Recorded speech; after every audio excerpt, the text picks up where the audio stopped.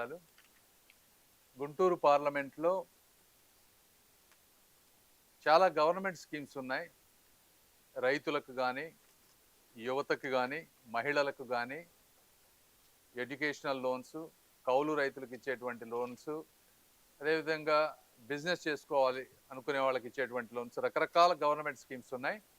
ఈ government schemes అన్నిటికీ కూడా ఒక టార్గెట్స్ ఉన్నాయి. ఆ టార్గెట్స్ని ఎంతవరకు ఇక్కడ ఉన్నటువంటి బ్యాంకర్స్ రీచ్ అవుతున్నారు ఒక ఇష్యూ. వాళ్ళు రీచ్ అవ్వకపోతే దానికి కారణాలు ఏంటి అంటే అది బ్యాంకర్ సైడ్ నుంచి ప్రాబ్లం ఉందా, లేదా రైతుల నుంచి ప్రాబ్లం ఉందా, లేదా సిస్టంలో ప్రాబ్లం ఏమన్నా ఉందా, ఇది ఒకటి. అలాంటి ఇష్యూస్ ఏమైనా ఉంటే బ్యాంకర్ సమస్యలు తీసుకొని వాళ్ళకి ఏ విధంగా గవర్నమెంట్తో కోఆర్డినేట్ చేసి సెంటర్ కానీ స్టేట్లో మనం వాళ్ళ ఇష్యూస్ రిజాల్వ్ చేయటం. అదేవిధంగా రైతుల సైడ్ నుంచి లేకపోతే వాళ్ళ దగ్గర ఉండేటువంటి ఇష్యూస్ ఏమున్నాయి అంటే వాళ్ళకి అవేర్నెస్ ఇష్యూ ఉందా, అక్కడక్కడ మిస్యూజ్ జరుగుతూ ఉందా, అన్నెసెసరీ పొలిటికల్ ఇంటర్ఫియరెన్స్ ఎక్కడన్నా ఉందా, అదొక యాంగిల్.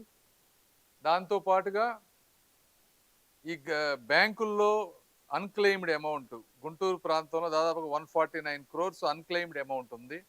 ఇందులో 120 కోట్లు వచ్చేటప్పటికి పబ్లిక్కి సంబంధించింది, మిగిలిన కొన్ని గవర్నమెంట్ ఇన్స్టిట్యూషన్స్ వేరే వాటికి. వీటన్నిటిని అన్క్లెయిమ్డ్ అమౌంట్ కూడా వాళ్ళందరికీ కాల్ చేసి ఐడెంటిఫై చేసి వాళ్ళకి ఇవ్వటం ఎలా, ఇట్లా మల్టిపుల్ ఆస్పెక్ట్స్లో ఈరోజు రివ్యూ ప్రోగ్రామ్ తీసుకున్నాం. మొట్టమొదటిగా చెప్పదలుచుకుంది ఏంటంటే ఇక్కడ ఉన్నటువంటి లీడ్ బ్యాంకర్ గారు కానీ లేకపోతే బ్యాంకర్స్కి సంబంధించిన వాళ్ళు 3 months బ్యాక్ మనం ఒక రివ్యూ చేసినప్పుడు ఆ రోజు చెప్పాం ఏ బ్యాంక్స్ అయితే కరెక్ట్గా వర్క్ చేస్తున్నాయో వాళ్ళందరినీ అప్రిషియేట్ చేస్తాం, ఏ బ్యాంక్స్ అయితే పర్ఫార్మెన్స్ సరిగా లేదో వాళ్ళందరినీ కూడా ఐడెంటిఫై చేసి పబ్లిక్గా అవేర్నెస్ చేస్తామని చెప్పాం. ఇప్పుడు ఉన్నటువంటి పరిస్థితుల్లో ఇప్పటివరకు చూసినట్లో బ్రాడ్గా public sector banks, union bank of India, SBI, అవి రెండు కూడా అద్భుతంగా పనిచేస్తూ ఉన్నాయి. అన్ని మెట్రిక్స్లోనూ వాళ్ళు ఇదిగా ఉన్నారు. ప్రైవేట్ సెక్టర్ బ్యాంక్స్ అనుకున్నంతగా పర్ఫామ్ చేయటం లేదు. వాళ్ళకు ఇంకో 3 months టైం ఇచ్చాం. ఇండివిజువల్గా నేను వాళ్ళ పేర్లు చెప్పదలుచుకోలేదు కానీ బట్ ఓవరాల్గా ప్రైవేట్ సెక్టర్ బ్యాంక్స్ అనుకున్నంతగా అంటే ఎక్కువ వాళ్ళు హౌసింగ్ లోన్స్, ఆటో లోన్స్, గ్యారంటీగా ఏదైతే వాళ్ళకి డబ్బులు వస్తాయో వాటి వరకు పర్ఫామ్ చేస్తూ ఉన్నారు. కానీ ఓవరాల్ సిటిజన్ ఎంపవర్మెంట్ విషయంలో కరెక్ట్గా ప్రోయాక్టివ్ అప్రోచ్ లేదు. సో వాళ్ళందరికీ మనం ఇంకొకసారి రీఇటరేట్ చేసి నెక్స్ట్ 3 monthsలో కనుక పర్ఫార్మెన్స్ లేకపోతే డెఫినెట్గా మనం వర్క్ చేస్తామని చెప్పాం వాళ్ళ మీద. ఎందుకంటే గవర్నమెంట్ ఇన్స్టిట్యూషన్స్ చాలా బ్యాంక్ అకౌంట్స్ మనం అన్నీ ఇస్తూ ఉన్నాం, పబ్లిక్కి ఇస్తున్నాం, ప్రైవేట్గా ఇస్తూ ఉన్నాం. ఇచ్చినప్పుడు వాళ్ళు కూడా కొన్ని బ్యాడ్ లోన్స్ ఉంటాయి.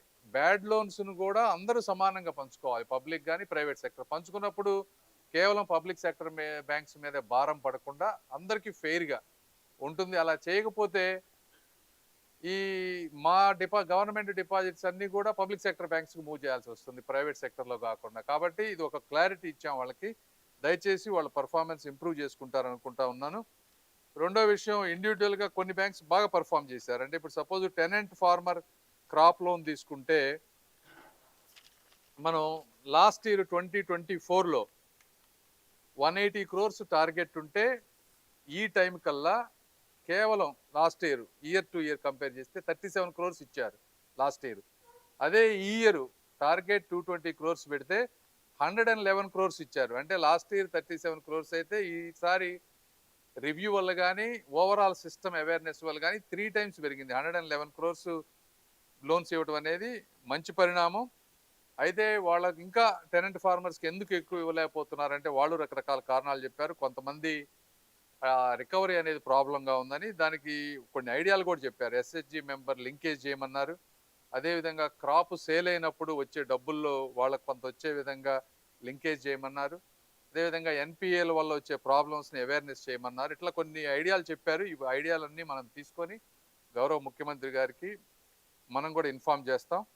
అదేవిధంగా ఇప్పుడు ఇంకొకటి వచ్చేటప్పటికి యానిమల్ హస్బెండరీ డిపార్ట్మెంట్లో కూడా బాగా వర్క్ చేశారు. 2000 అప్లికేషన్స్ వస్తే దాదాపు 1400 అప్లికేషన్స్ శాంక్షన్ చేశారు. ఇది కూడా బాగుంది. మనకి ఇంకొకటి నెక్స్ట్ ఐటమ్ బాగున్న ఐటమ్ వచ్చేటప్పటికి మైక్రో ఫుడ్ ప్రాసెసింగ్ యూనిట్స్. ఇందులో లాస్ట్ టైము 14 ఉంటే ఇప్పుడు ఆల్రెడీ 59 units శాంక్షన్ చేశారు. 59 యూనిట్స్. అది కూడా దాదాపుగా 3-4 టైమ్స్ పెరిగింది లాస్ట్ టైం కంటే పోలిస్తే. ఈ విధంగా వాటిల్లో ఇంప్రూవ్ అయినాయి. ఇంప్రూవ్ అవ్వాల్సినవి వచ్చేటప్పటికి ఎడ్యుకేషనల్ లోన్స్ టార్గెట్ 198 క్రోర్స్ అయితే కేవలం 49 క్రోర్స్ మాత్రమే ఇచ్చారు. అంటే 24% మాత్రమే అచీవ్ చేశారు. ఇందులో కూడా SBI, union bank, Canara bank of ఈ పబ్లిక్ సెక్టర్ బ్యాంక్స్ బాగా పర్ఫామ్ చేసినాయి. ప్రైవేట్ సెక్టర్లో ఇంప్రూవ్ అవ్వాలి. మనం ఏం చెప్పాం లాస్ట్ టైం కాలేజెస్లో వీటన్నిటిలో అవేర్నెస్ క్యాంపెయిన్స్ చేయమన్నా. అయినప్పటికీ ఎడ్యుకేషనల్ లోన్స్లో స్టేట్ వైడ్గా చూసుకుంటే గుంటూరు సెకండ్ ప్లేస్లో ఉంది. బ్యాడ్ అయినా కూడా సెకండ్ ప్లేస్లో ఉంది. అది ఒకటి వైజాగ్ తర్వాత. రెండోది ఎస్హెచ్ఈలో కూడా బాగానే పర్ఫామ్ చేశారు. 1 ఫ్యామిలీ 1 ఆంటర్ప్రెన్యూర్ 5,300 అప్లికేషన్స్ టార్గెట్ పెట్టుకుంటే 3,900 అప్లికేషన్స్ వచ్చినాయి. అందులో 2,700 శాంక్షన్ చేశారు. ఇది కూడా అంటే దాదాపు 70-80% వచ్చింది కాబట్టి అది కూడా బాగుంది. ఇంకొకటి ముద్రా యోజనలో కూడా చాలా బాగా పర్ఫామ్ చేశారు. లాస్ట్ ఇయర్ మనం మా ప్రధానమంత్రి గారు 10 lakhs ఉండేది, ఇప్పుడు 20 lakhs చేశారు ముద్రా యోజనకి. ఇందులో 684 యూనిట్స్ గుంటూరులో శాంక్షన్ చేశారు. Number 1 in state. సో అది కూడా నేను చేసిన వాళ్ళందరినీ మనస్ఫూర్తిగా అభినందిస్తూ ఉన్నాను. తర్వాత ఇంకా చాలా ఉన్నాయి, ఇవన్నీ డీటెయిల్స్ ఉన్నాయి. ఇప్పుడు డ్రోన్స్ 48కి 48 ఇచ్చేశారు. తర్వాత మైక్రో ఫుడ్ ప్రాసెసింగ్లో చెప్పాను కదా ఇందాక, 108 టార్గెట్ అయితే దాదాపుగా 59 శాంక్షన్ చేశారు. ఇంతకుముందు కేవలం 14 ఉండే, దాన్ని 59కి చేశారు. పిఎం విశ్వకర్మ 2,500 అప్లికేషన్స్ వస్తే అందులో 1000 అయినాయి. 1,500 అవ్వడానికి రకరకాల కారణాలు చెప్పారు. వాటిని కొన్ని ఫిక్స్ చేయమని చెప్పాం. అదేవిధంగా సూర్యగర్లో కూడా 7,000 అప్లికేషన్స్ వస్తే 3,800 శాంక్షన్ అయినాయి. సో ఇట్లా రకరకాల ప్రతి స్కీమ్ని centrally sponsored schemes, state sponsored schemes దాదాపు 14 ఐటమ్స్ మీద డీటెయిల్డ్ రివ్యూ తీసుకున్నాం. మళ్ళీ ఇంకో 3 monthsలో మళ్ళీ రివ్యూ తీసుకొని ఈ ప్రాంతంలో ఎవరైతే మ్యాక్సిమం అర్హులు ఉంటారో వాళ్ళందరికీ మంచి జరిగే విధంగా, అదేవిధంగా మిస్యూజ్ అబ్యూజ్ చేసే వ్యక్తులు కూడా ఉంటారు సమాజంలో. అది ఎవరైనా కావచ్చు, వర్క్ చేసుకునే వాళ్ళు కావచ్చు, రైతులు కావచ్చు, రకరకాల వాళ్ళందరినీ కూడా అవేర్నెస్ చేసి మిస్యూజ్ తగ్గిస్తే నిజంగా అర్హులైన వాళ్ళకి మంచి జరుగుతుంది.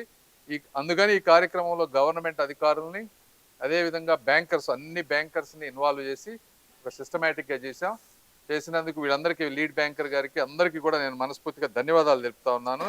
బెటర్ పర్ఫార్మెన్స్ చేసినందుకు థ్యాంక్ యూ. మీరు మాట్లాడుతారు, ఎమ్మెల్యే గారు మీరు రండి, మాట్లాడండి అమ్మా. ఒక నిమిషం ప్లీజ్, 2 నిమిషాలు మాట్లాడండి. మీరు ఆయన ఒక్క నిమిషం, ఆయన బ్యాంకర్స్ కూడా